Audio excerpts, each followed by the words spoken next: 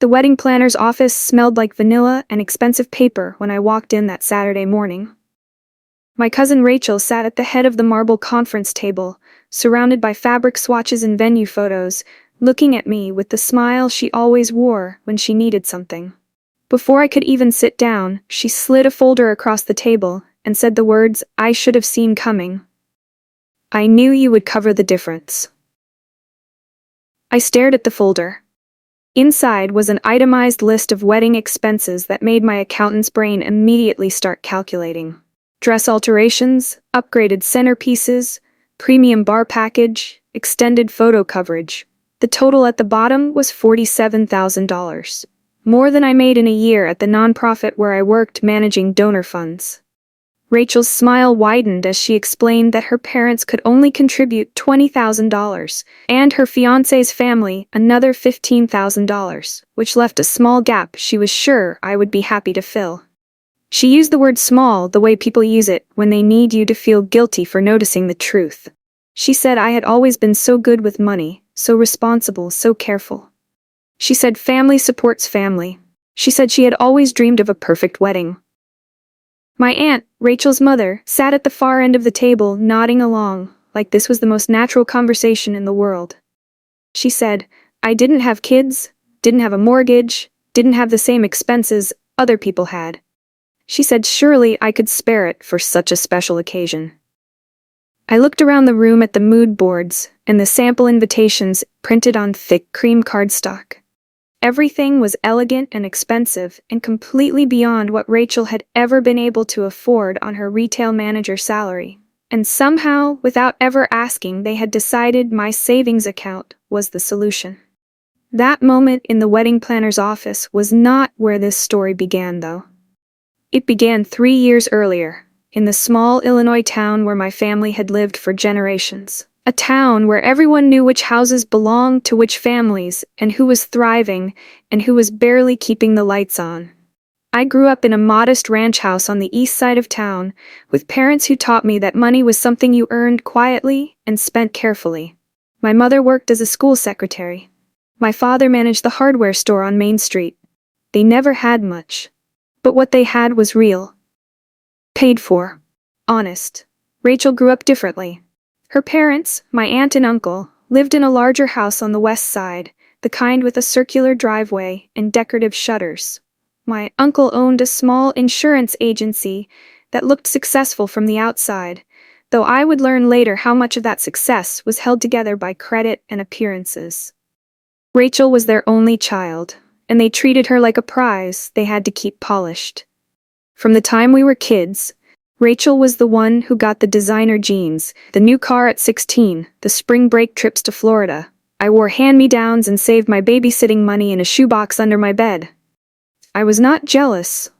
I was different. I liked the feeling of knowing exactly what I had and what I could count on. Rachel breezed through high school with effortless popularity and mediocre grades. She talked constantly about becoming an event planner or a lifestyle influencer, whatever would let her live the kind of life she saw in magazines. After graduation, she drifted through a few semesters of community college before dropping out to work retail at a boutique downtown. She was good at selling things to people who had money to spend. She was less good at managing her own. I went to a state university on a partial scholarship and worked 2 jobs to cover the rest. I majored in accounting because I liked the clarity of numbers, the way they always told the truth if you knew how to read them. After graduation, I took a position at a small nonprofit that managed educational grants. The pay was modest, but the work mattered. I helped distribute scholarships to kids who needed them, kids like I had been. Rachel and I stayed close through our 20s, though our lives looked nothing alike. She moved into a trendy apartment she could barely afford and filled it with furniture bought on store credit. I rented a small 1-bedroom and furnished it slowly with things I found second-hand or saved up for. She posted photos of brunch and shopping trips and weekend getaways. I posted photos of hiking trails and homemade dinners and the stray cat I had adopted from the shelter. Our family treated these differences like personality quirks, as if Rachel was simply more fun-loving and I was simply more practical. But underneath that framing was an unspoken expectation. Rachel deserved to live well because she was beautiful and charming, and I would be fine because I was responsible and capable of taking care of myself. The pattern started small. Rachel would call, asking to borrow $200 for rent when she had overspent on clothes. I would send it, and she would promise to pay me back next month. Next month would come and go without mention. Then it would be $500 for a car repair. Then $1,000 for credit card debt that was supposedly just temporary. Each time, she framed it as a one-time emergency. Each time, my aunt would call separately to say how much Rachel appreciated my help, how responsible I was, how family was supposed to support each other. Each time, I told myself this was the last time. I kept a spreadsheet. I had always kept spreadsheets. It was how my brain worked, how I made sense of chaos. By the time Rachel got engaged, I had loaned her $18,000 over the course of 5 years. Not $1 had been repaid. When Rachel announced her engagement to Derek at a family barbecue, everyone cheered and hugged and asked to see the ring. It was a beautiful ring, the kind with a stone large enough to catch light from across the yard. Rachel glowed as she showed it off, talking about venue options and dress shopping and honeymoon plans. I hugged her and congratulated her and felt something small and cold settle in my stomach. Because I knew what was coming. I had seen the pattern enough times to recognize it from a distance. 2 weeks later, my aunt called and asked if we could have coffee. We met at the cafe downtown where Rachel used to work before moving to the boutique. My aunt ordered an elaborate latte and dove straight into the topic before I had even added sugar to my plain coffee. She said Rachel was so happy, that Derek was wonderful, that they deserved a beautiful start to their marriage. She said weddings were expensive these days, that it was hard for young people, that Rachel had so many dreams. Then she said, Rachel had mentioned how generous I had been over the years, and she hoped I would consider helping with the wedding. I asked how much they needed. My aunt laughed, that nervous laugh people make when they are about to ask for something unreasonable. She said they were still working out the budget, but that any amount would be meaningful. She said I did not have a family of my own to support, that my job was stable, that I had always been so good at saving. I told her I would think about it. That night, I opened my laptop and looked at my savings. I had $52,000. It had taken me 9 years to save that amount. 9 years of skipping vacations, driving a used car, packing lunches, saying no to things I wanted so I could build something solid beneath me. That money was not for a wedding, it was for a future I had not fully defined yet, but knew I wanted to be able to choose. The next few months were a slow escalation. Rachel started sending me photos of wedding dresses and asking which one I liked best. She invited me to venue tours and introduced me to vendors as my cousin, who is helping make this possible. She never asked directly for money, but the assumption hung in every conversation. My aunt called regularly with updates about costs and contributions and shortfalls. She mentioned how stressful it all was, how Rachel was overwhelmed, how it would mean so much if I could step in. I kept saying I needed to think about it. They kept acting like I had already agreed. Then came the meeting at the wedding planner's office. The moment where the unspoken became explicit, where they finally said out loud what they had been building toward for months. $47,000. I looked at Rachel across that marble table and saw someone who had been handed things her entire life and genuinely believed she deserved them. I looked at my aunt and saw someone who had spent years teaching her daughter that wanting something was the same as earning it. I looked at the folder in front of me and saw my entire savings account transformed into someone else's fairy tale. For a long time, I did not say anything. The silence stretched thin and uncomfortable. The wedding planner shifted in her chair. My aunt cleared her throat. Rachel's smile began to tighten at the edges. Then I said something I had not planned to say. Something that rose up from a place I did not know I had been protecting. I said I needed to see Rachel's contribution first. Rachel blinked. What? I repeated myself calmly. I said if I was going to contribute to the wedding, I needed to understand what she and Derek were putting in themselves. I needed to see their budget, their savings, their plan. My aunt bristled. She said that was invasive, that it was none of my business, that I was being difficult. I stayed steady. I said if they were asking for my money, my finances were very much part of the conversation. I said transparency goes both ways. Rachel laughed uncomfortably. She said they had been saving, of course they had. But weddings were just so expensive, and they had so many other expenses. She said it in that vague way people talk when they have no actual numbers to back up their claims. I pulled out my phone and opened my banking app. I turned the screen toward them and showed them my savings balance, $52,000. I said this was 9 years of work. 9 years of choices. 9 years of building something I was not willing to hand over without understanding what I was supporting. The wedding planner looked down at her notebook. My aunt's face reddened. Rachel stared at my phone screen like I had slapped her. I asked again to see their savings, their contributions, their plan. Rachel stammered. She said they had been busy with the engagement, with planning, with work. She said they had some money set aside, but it was complicated. She said I was making this uncomfortable. I said numbers are never complicated. They are just true or they are not. My aunt stood abruptly. She said I was being cruel, that I was ruining a beautiful moment, that family does not treat family this way. She said Rachel had counted on me. I stood too. I said counting on someone without asking them first is called presumption, not family. Then I picked up my bag and walked out of that vanilla-scented office, leaving the folder and the expectations and the unspoken agreements sitting on the marble table behind me. I drove home in silence, my hands steady on the wheel but my heart pounding.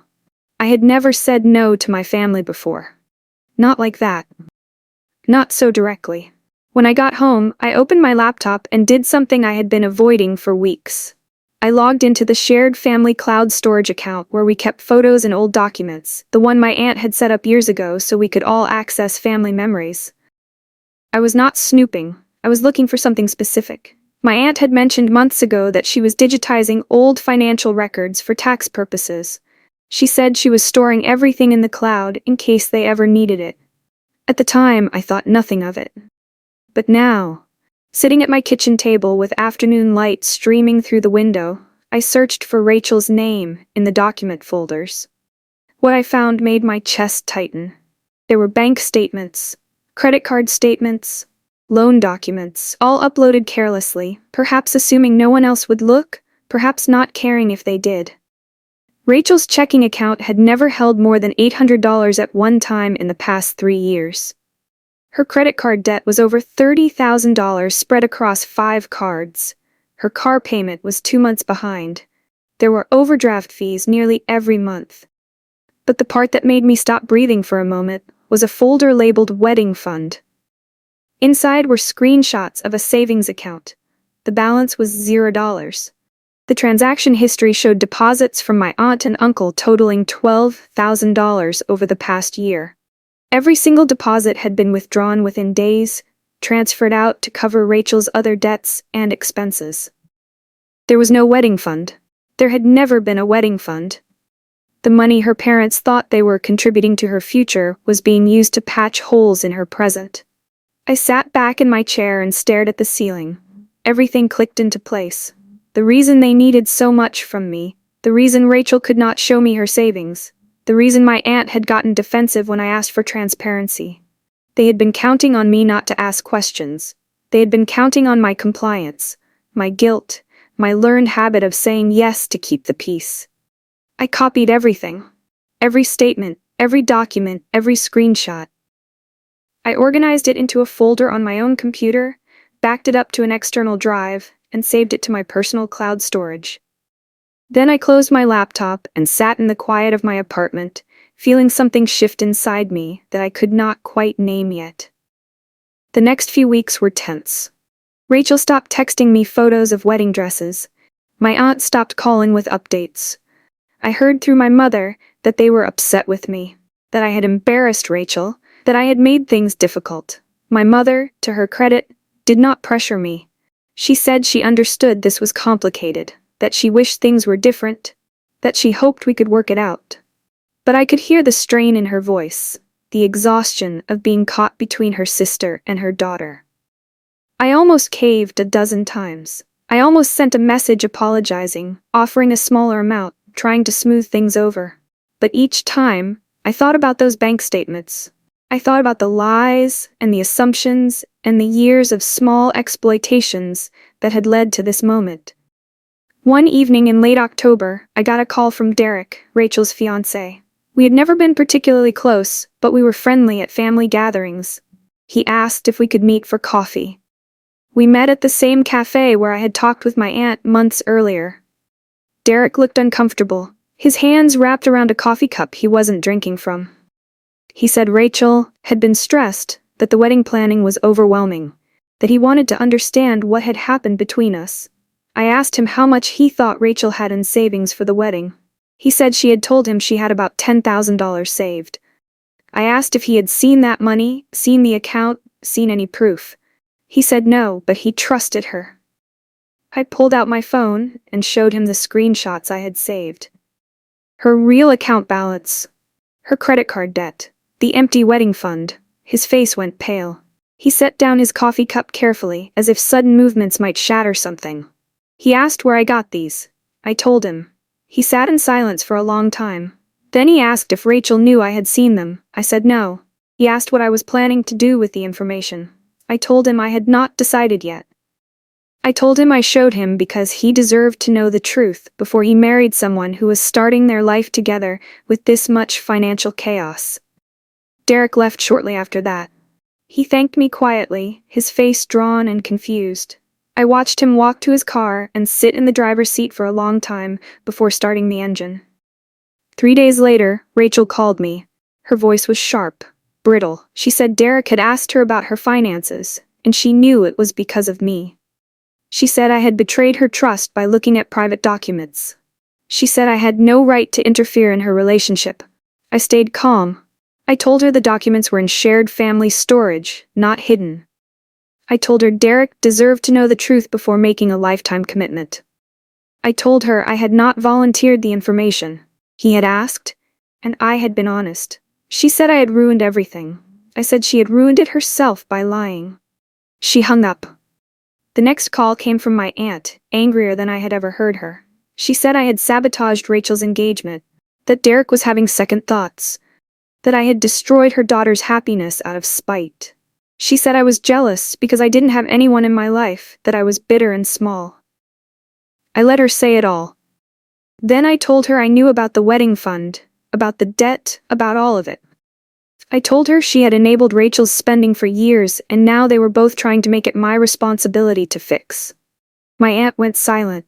Then she said the family would hear about this, that I would regret turning my back on Rachel, that I would be the one left out when we all celebrated her wedding. I said I could live with that. She hung up. For the next month, I was essentially cut off from that side of the family.